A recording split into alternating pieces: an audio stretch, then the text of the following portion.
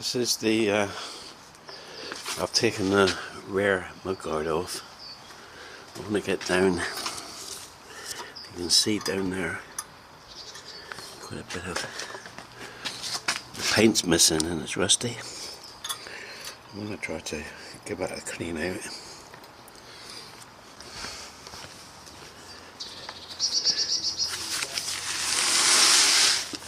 This is the mudguard.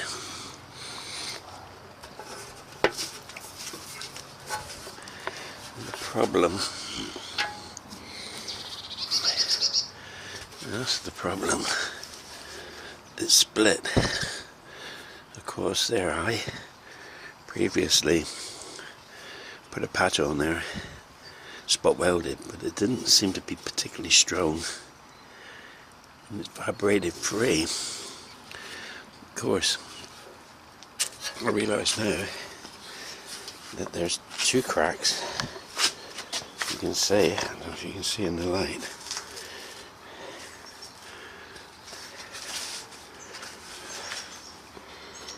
There's a crack there, and another crack, earlier crack there. It's both backed. I backed it up. So I think the only solution this time around is to TIG weld it.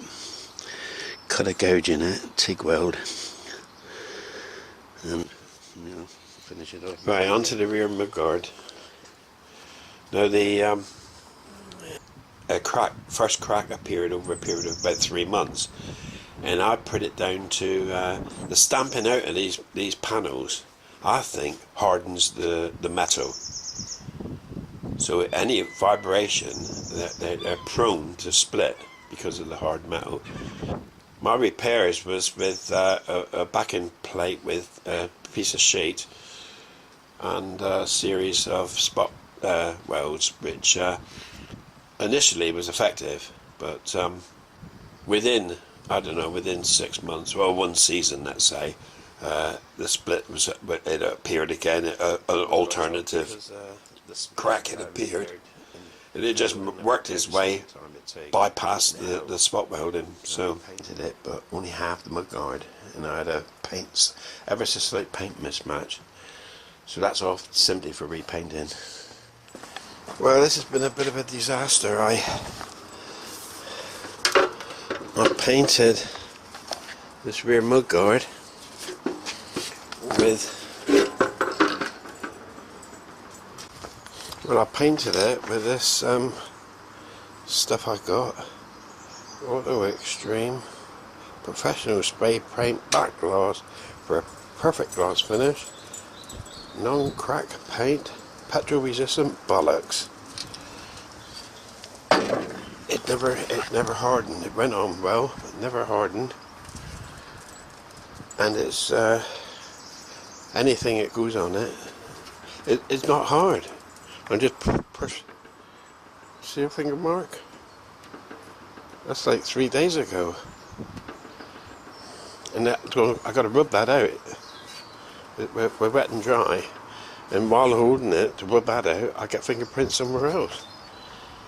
There's only one solution. I'm washing it. I'm actually dissolving it with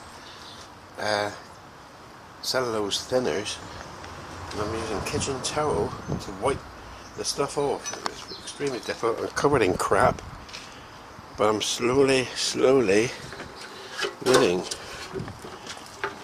I've almost virtually got back to the original paintwork on this side. Still quite a bit to go, but it's the only solution. I want to take it back, and I'll use what I've always used in aerosols is UPO. It's bloody good stuff. You can get it anywhere. You can get it on eBay, wherever. But I'll use a black glass. I might even use if there's any defects, I'll use some filler. But the only defects I'm worried about is around the arse end where the damage was. But we'll see that. Have a better view of that once I've. So I can't sand it. It's clogging the sander up. And these ridge lines, they are paint ridge lines. and I can't reproduce those ridge lines. So I'm just hoping I'll preserve them. Well, I know I'll preserve them if I only use non-abrasive technique to strip this paint off. So, here we go. I'll see you later. What a disaster. This is the current state of the rear mudguard. One thing about this mudguard was that the filling. I had to do some light filling, and I was pondering what filler to use. Because the mudguard is subjected to vibration, I didn't want sort of rigid filler, and having like scoured around various places for expensive tubs of this and that, I come across this, and this was actually meant for, as you can see, plastic bumper, ABS, PVR, PVC, GRP, aluminium in words. So in my case, aluminium's metal, flexi filler, really meant for plastic bumpers. Perfect. It went on easy. I get it from Screwfix, £6 a tub. Oh, Screwfix, no, I think it was Tool Station, one of them, and about £6 a little tub. Easy to put on. It behaves like normal filler. It rubs down like normal filler, and it really did a job well, and is still holding up now 2 years later. I've managed to get quite a reasonable finish. I think I might just flash it over with a bit of primer just to see for any imperfections. Yeah.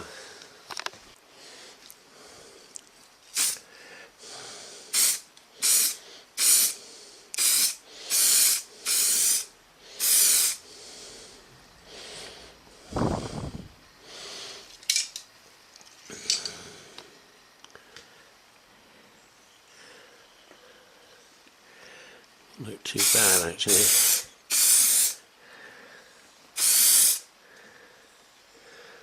That ain't looking too bad.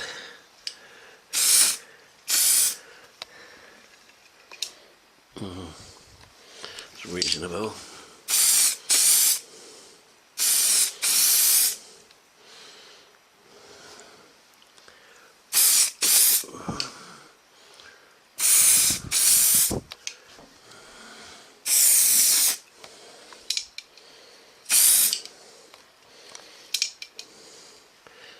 Couple of marks on this. Just give it a touch on that.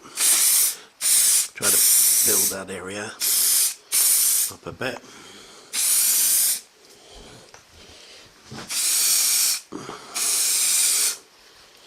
Should do actually. Oh, well, I've put a touch of primer on and rubbed it down. It seems to be very good. I think I put a thin coat on of gloss just to see if there's any imperfections immediately show up or not. This is the paint I'm going to use this time. I've used this before and it's excellent stuff. Upol Paracam. Get it in the UK and it's excellent stuff for cars and bikes. This is the best paint finish I could come up with, considering the conditions I was working under, which was terrible. But it's half reasonable. But there are a few imperfections that I want to take out with some very fine wet and dry. Like I got most grades up to 2,500, so that's what we'll do next. Then I'll probably carry straight on if it's okay and buff it up and polish it and see what we end up with. Not a very good day again. Not a lot of shine on the sides, but this was where the damage was here. Really into bad. Probably get away with it. Okay, I've gone over it with some 2,500 grit, wet and dry, kept very wet to remove any highlight bumps or anything. And then secondly, I've gone with some McGuire's compound, rubbing compound with a micro thing doings, you know, pad. And I've taken it well, I've rubbed it in circular motions until it looks entirely smooth. I use this quite wet. Leaves like a waxy paste or deposit on there, but it looked pretty good to me. Now it started to rain again, but I think it's worth trying to buff it up. Now for that I will use McGuire's Ultimate Polish with a buffing disc.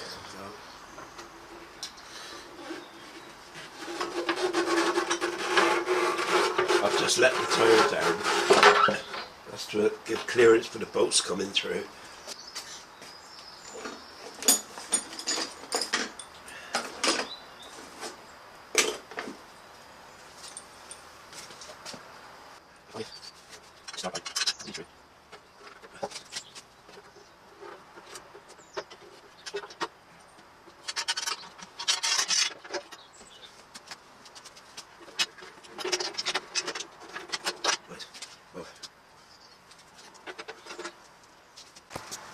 Well, the weather's struck again, it's raining again. To continue with the fitting the mudguard, I'm going to pop.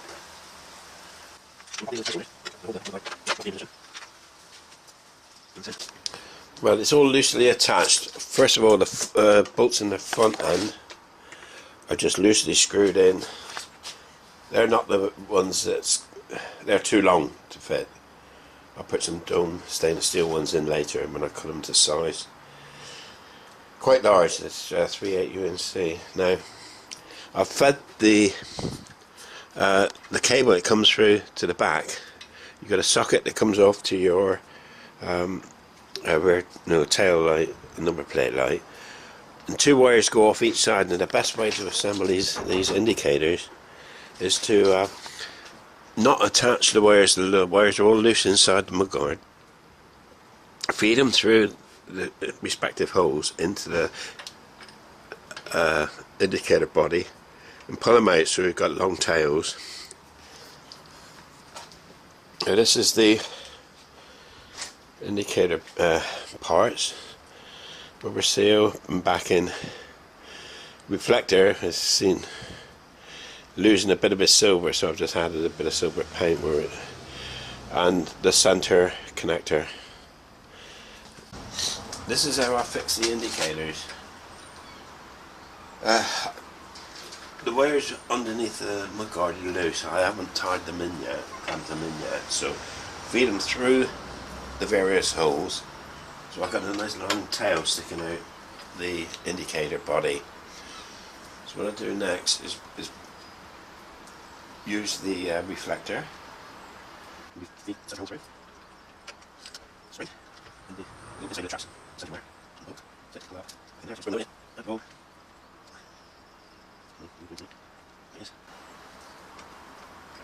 Then the outer connector, which is ground, slides down the side. It only fits in one way and clips in. To get that one out, all you do is release the bow and push the tab in on the inner side and it will come out. But I won't actually fit this one back into the housing until I make sure that I have connected up the right indicator lead to the right, or the offside indicator lead to the offside indicator. I'll do the same on the other side now. Well, this is the first time I've connected the battery for quite a while, so I just want to turn them on, check for that the indicators are connected the right way around.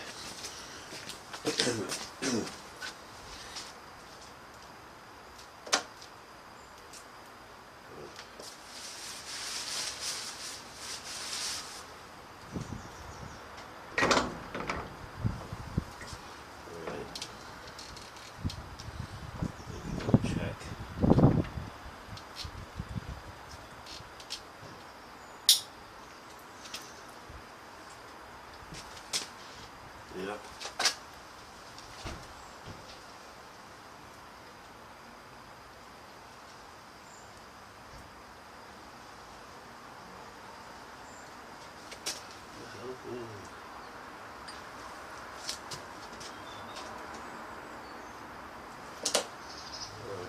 going to have to connect the speedo, I think.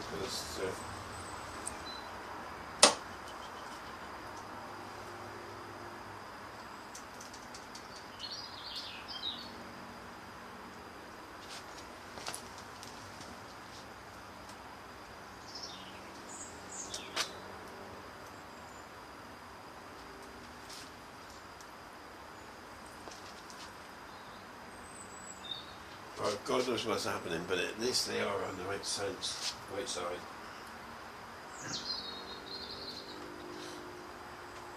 They're obviously complaining about something. So I'll turn them off. So I think I can carry on with that. Reinflate the tyres now. 40 psi.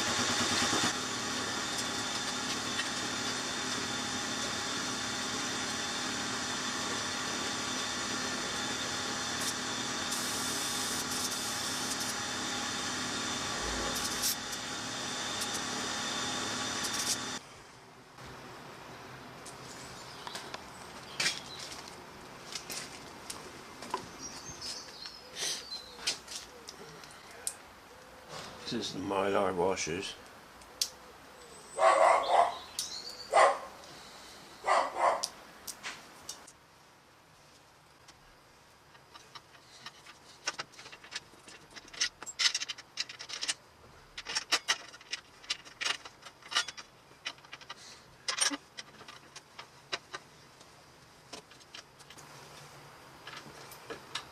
Well, there we go.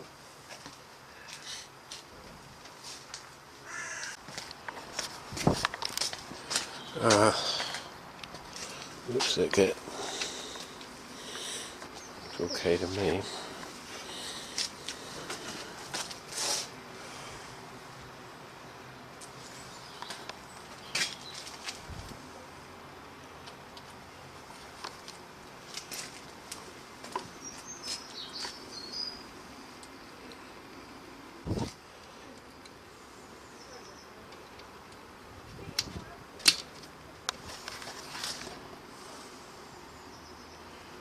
So,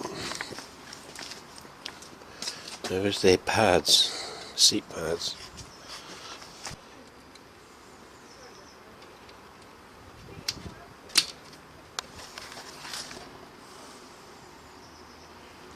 So,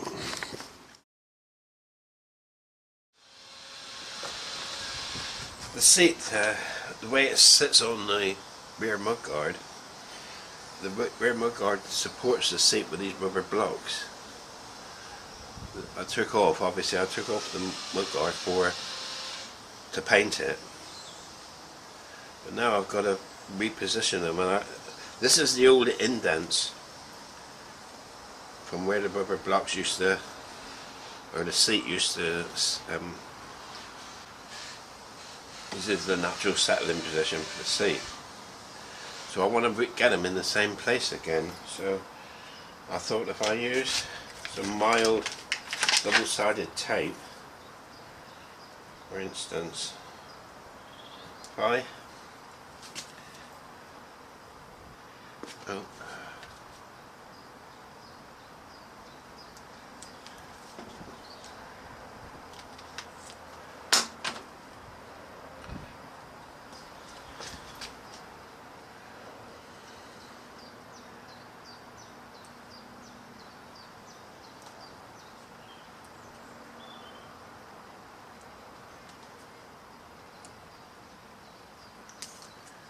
okay.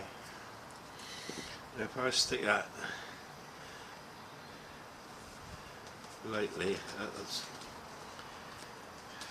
that'll hold it in position. That's the theory anyway. Against the fabric, so it won't be a particularly strong bond, but it'll hold them in position. Now, the next one.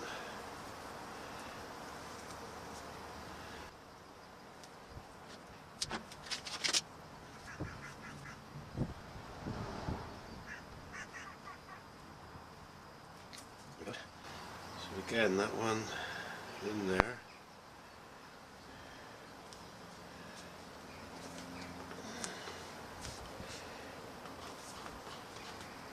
Yeah, perfect. Okay, to actually stick them to the mudguard. This is about the nearest I could find that would probably be okay. Leather adhesive, but it says extra strong, quick drying and flexible bond, which is really what I wanted, being hard rubber. So it takes I think I said up to 2 hours, 5 minutes to tack, 2 hours to go off completely. So, and apparently it's clear. So, yeah, it is clear.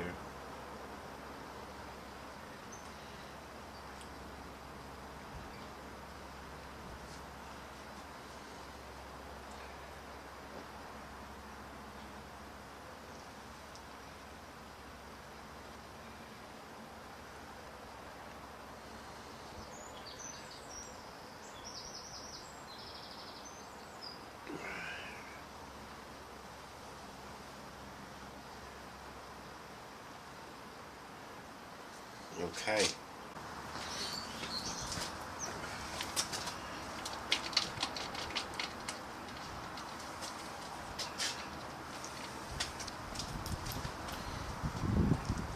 There we go.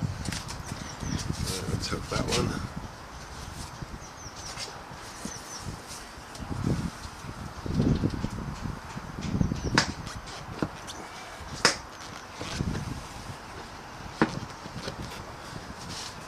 There, and we go there, to there.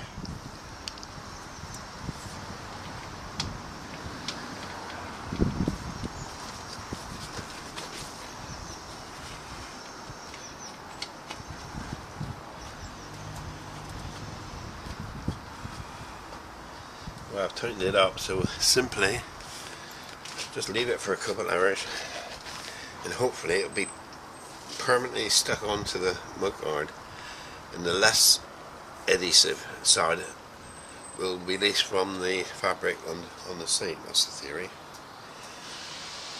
Right, what's that?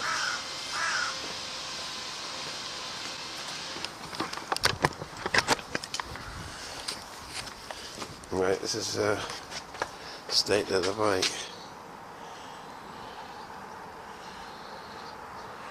Actually it's looking like a motorbike again. Battery's in but not connected at the moment.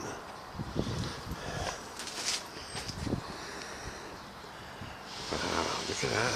Even got a seat. It's even got a seat. Right, let's see if these pads is transferred to the mudguard. Here we go.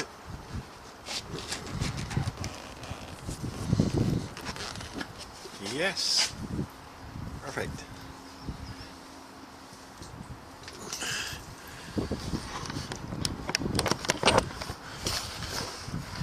There you are.